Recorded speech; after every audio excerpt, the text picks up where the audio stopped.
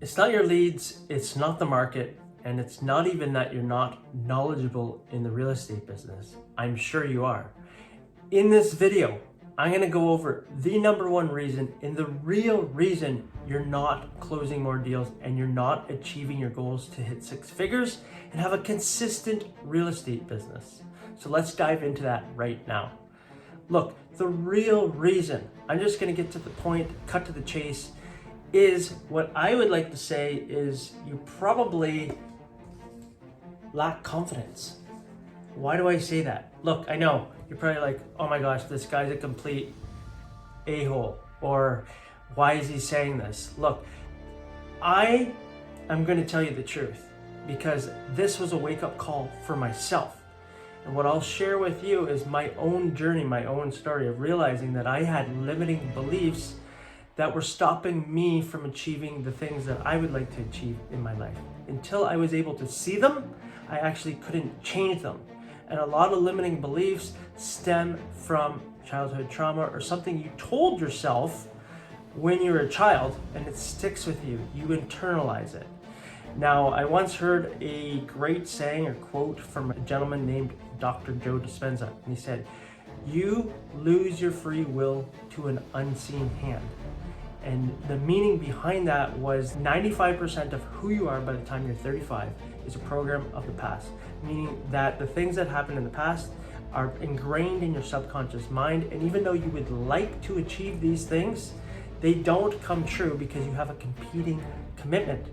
You would like to go here, but then in your subconscious mind, it still has you here. And it's here to save you, protect you from past experiences and things you told yourself as a childhood that are truly, really ingrained in you because you felt them.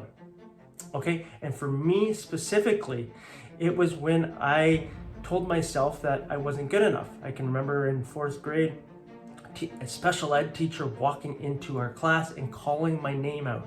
And in that moment, I told myself, I'm not good enough, I'm embarrassed, I need to hide, I'm different than everybody else. And from that moment on, that was a belief that I formed.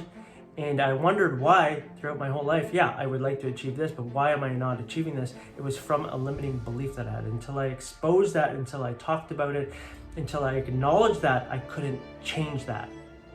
Now, why is it? We know what we want. We know why we want it. In real estate, we would like to have more freedom. We'd like to have a consistent business so we can spend more time doing the things that we actually love and enjoy, being with our friends, being with our family. But why isn't that we cannot move forward? And again, like I had mentioned previously, my own story, it's having a limiting belief there, not allowing you to move forward, even though you say you would like to move forward. If you think about it, real estate is a very simple business. It's a numbers game. It comes down to having conversations with people, building relationships with people. You have to ask yourself, are you really truly stepping into your confidence, stepping into who you are, having the conversations? Because if you're not closing deals, it doesn't matter what market you're in, it's because you're not having conversations. How many conversations did you have yesterday? How many conversations are you going to have today? Intentional conversations. How many conversations did you have last week? How many conversations did you have last month? If you're not having conversations, how do you expect to close more deals? This is a relationship type business. So the more you have conversations, the more you go out and put yourself out there, the more you have the opportunity to connect with people, to build trust, to be knowing that you are a real estate agent that truly cares and connects. It's not the best real estate agent that wins. You might know your business so well. You might know all the numbers. I know all the numbers. I'm very good at numbers. However, if I don't build relationships with people, if I don't put myself out there, if I don't do the door knocking, if I don't do the open houses, if I don't continuously put myself in a position to have conversations with people and build relationships, nobody's going to do business with me. So the root of it is probably because you have a limiting belief. You're feeling scared. I don't want to do this thing. I don't know how to do this thing. Look, the more you step into that, the easier it becomes, the more familiar it becomes.